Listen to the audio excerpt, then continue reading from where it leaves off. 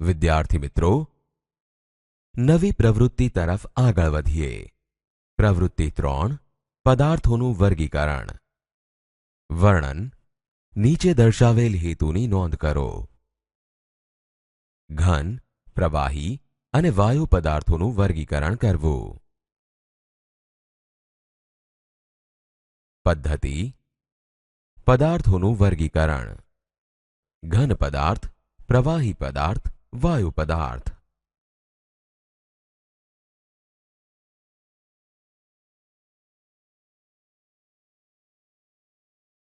જે પદાર્થ પોતાનો આકાર અને રોકેલી જગ્યા બદલતા નથી તેવા પદાર્થને ઘન પદાર્થ કહે છે. ઘન પદાર્થ દાખલા તરીકે રબર, પથ્થર, લોખંડ, લાકડું, કોલસો, પુસ્તક, ખિલ્લી, મીણ, ડસ્ટર, ચોક, કંપાસ, બોક્સ, પેન્સિલ વગેરે ઘન પદાર્થ છે. પ્રવાહી પદાર્થ.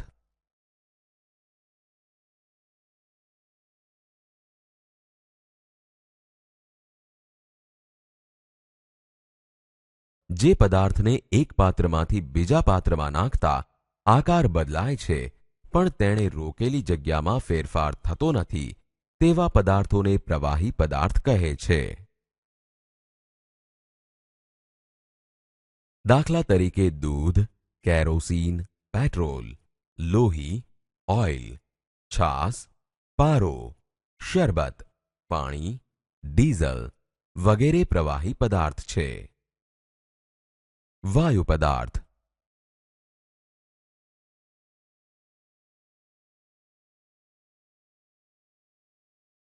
જે પદાર્થોને એક પાત્રમાંથી બીજા પાત્રમાં નાખતા તેનો આકાર બદલાય છે અને રોકેલી જગ્યામાં પણ પાત્ર પ્રમાણે ફેરફાર થાય છે તેવા પદાર્થને વાયુ પદાર્થ કહે છે.